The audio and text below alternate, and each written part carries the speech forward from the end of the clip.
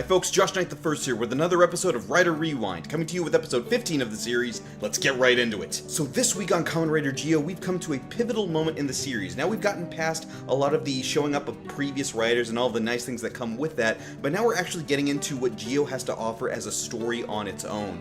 And really, I've got a couple of problems with this episode. I gotta be upfront about that. It's got a lot to do with the inclusion of Decade and how they're using him in the story here, and we're seeing a lot of shades of what happened in 2009 happening here again. Now, I don't want that to be the case, but I'm not the one writing the series. But first we should start off with Gates having somewhat of a change of heart here at the beginning of the episode. Now, if you've been watching the 0.5 episodes, the show itself has actually commented on how exactly going in between writers for different episodes is actually changing the mood and the temperament of each of the characters. One of those characters in particular is Gates, and we're seeing evidence of that here at the beginning of the episode when he approaches Sougo at first antagonistically, but then tells him, hey look man, if you really want to avoid all this, just ditch the belt man, you don't need it, we can avoid all of this, and I don't have to kill you. Now, ignoring the fact that he will actually go back on this no more than 10 minutes later in the episode, it's kind of weird for him to finally have this heart-to-heart with him saying, hey look, I don't actually want to kill you, there's actually a non-violent way of ending all of this. Now here's the thing, in order for that to work, that would have to come from somebody who that would have made sense to come out of it. It had been, say, Tsukuyomi telling that to Sougo, then yeah, maybe I would have bought it.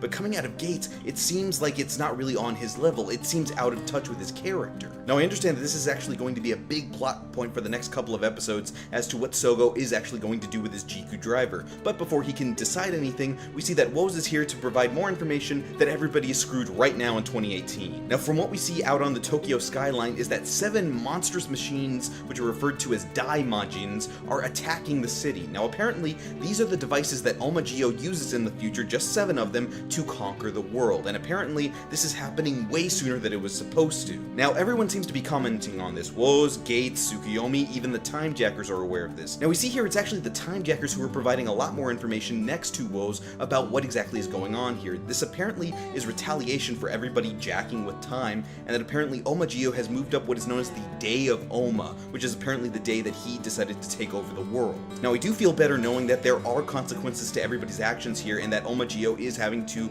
have his hand put forth here in 2018. But the thing of it is, there's a lot of this tied to this concept that Sougo knows all of this was going to happen because of a dream he had as a child.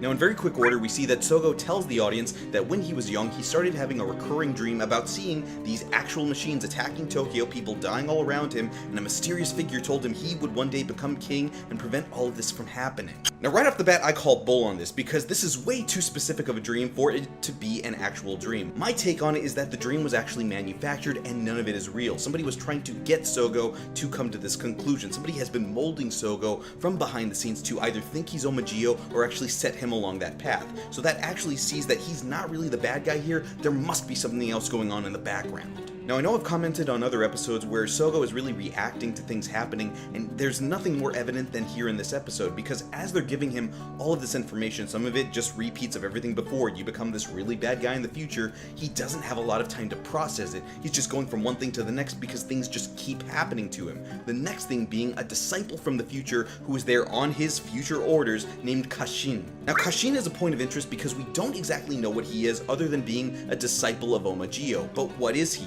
He seems to have the common symbol there on his forehead, but is he a writer? Is he an antagonist? Is he a kaijin? We don't actually know. We just know he's working for the bad guy. Now apparently his orders are to go into the past and eliminate both Tsukuyomi and Gates, and he proceeds to start doing just that. But we see that there's another wrench thrown in the works in the form of Tsukasa. Now this is where a lot of the problems that I have with the episode come in, and that hurts to say given that I actually like Tsukasa up until this episode. Now we'll go ahead and focus on the fight first. I do appreciate the use of the form changes between Decade in build form and then Geo using the Decade Ride Watch and then accessing build Rabbit Tank Sparkling. Between the two, clearly Rabbit Tank Sparkling is more powerful, and that's shown there on screen. It's the motivation behind the fight that I have a problem with. We see that Decade is there challenging Sougo, but he doesn't exactly know what he's doing there. He's just going along with things, but he's out loud admitting, I don't exactly know what I'm fighting for. Now I get it, that's a big part of Decade's character is that he just kind of goes along with the situation and he is what the story needs him to to be, but right now there's too much else going on here for him to not be reacting to the giant monstrous things crashing down on Tokyo's downtown area, and then we've got Sougo to worry about here. Which of the two would you rather be dealing with as somebody who's already been through life-changing events and things that could potentially wipe out all life in Japan? But since Tsukasa is not really considering all of that, he decides the best thing for Sougo to do is actually visit his future self. So he uses one of the dimension walls to send Sougo all the way to 2068 to talk to himself. Now, from a time traveling point of view, this is the stupidest thing they could do. Given that you should never interact with your past self, and this is going through several different time traveling stories, Doctor Who, Back to the Future, you name it, Terminator included, this shouldn't be happening. You shouldn't actively be trying to interact with your past self. But since we already ignored that during the Gaim arc, I guess it's fine that they do it again here. Now, for what it's worth, Tsukuyomi does travel with Sougo through the dimension curtain back to 2068, but Gates does not follow, which is weird because he has access to a time mudgeon. He could just pluck him back from the future and bring him back to the present, and nobody would be the wiser. When taken in the context of the episode, there's no real reason to have Sougo in 2068 other than to reintroduce Omagio to the series, because he's there for the total of maybe a minute and a half looking at people there in a refugee camp before he's whisked away by Drag Redder to meet Omagio face to face. Now, I use the term face to face very loosely because we don't actually get to see future Sougo's face. It's all blurred and obscured by camera angles. Now here we see that he's confirming, Omagio's confirming, that he had this dream as a child and that this is what prompted him to want to become king. Now, for what it's worth, Sougo is still trying to rebel against this, but the whole point of this episode is that everybody's trying to impose on him, no, this is your future, it's written in stone, there's no way of you getting out of this. Now, this does lead to our first fight between potentially Sougo and his future self, between Omagio and Gio just doesn't have the same grasp of the powers that Omagio does. Even though he's using the Decade Ride Watch and using advanced powers, it's just not the same thing. Omagio is clearly on another level, seeing as he's just accessing the basic Ride Watch and still being able to get even stronger results than regular old Gio can. And we leave this episode on the note that we've been impressing to Sougo since the beginning of the episode. If you want to avoid all this, you should get rid of the belt. And that will actually tie into next week's episode when we see whether or not he's actually going to take that advice. So yeah, I've got a couple of issues with this episode. And yes, not every Rider series is going to be my favorite. Some have some problem episodes. This happens to be one here, and I don't like that it's really where the plot's trying to pick up. Hopefully they'll get this fixed in the next couple of episodes, but this isn't the best leg to start on in my opinion. First off, we have to look at Decade. The examples of why exactly he's fighting and why he's doing what he's doing just aren't there. We see that he's just kind of going along with things, but really he seems to be reflecting the writer's potential idea that we don't know what to do with him, we just knew we had to get him back because this is an anniversary series. On top of that, I'm not entirely certain why they decided to make the dimension curtain capable of time travel, seeing as in previous iterations of the character, Tsukasa has had to use things like the Denliner to get through time, and he's never had that power before. So maybe this is something that came with an upgrade like it did to the Neo Deca driver, but they never explain that. Then there's the issue of the validity of the dream. Really, I do believe that somebody else is working in the background to work on Sougo, but more to that effect, maybe we don't think that this Sougo in the future is actually Sougo. For my money, what I think is happening is that the future Sougo may be an imposter, somebody who's set up to think they're Sougo, or at least send out to the public this idea that they are Sougo, just kind of a disguise to keep everybody off their tracks. Now, as far as his power set goes,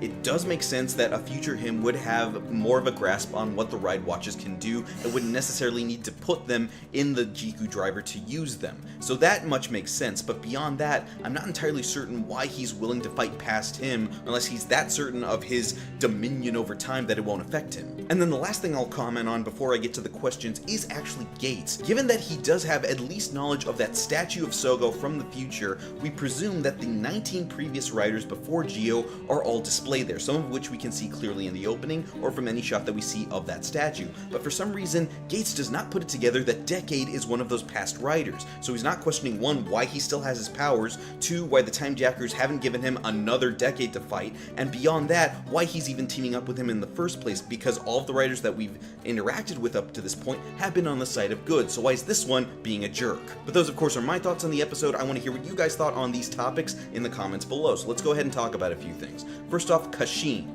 Do you think that he's a writer, a kaijin, or some sort of other device that is just helping out Omagio? Secondly, Sougo's dream. Do you think that it's actually a dream that he had that was a premonition, or was it manufactured by somebody else to put him on the path to be king? And third, why is it that Gates doesn't recognize Decade as a past writer if in fact his visage is there on the statue in the future? You tell me in the comments below. And of course, during the week, you can always talk to me over on social media. On Twitter, I'm at JoshKnight1st. This has been episode 15 of Writer Rewind for episode 15 of Kamen Rider Geo, back to 2068. I'm Josh Knight the First. I'll see you guys again next episode.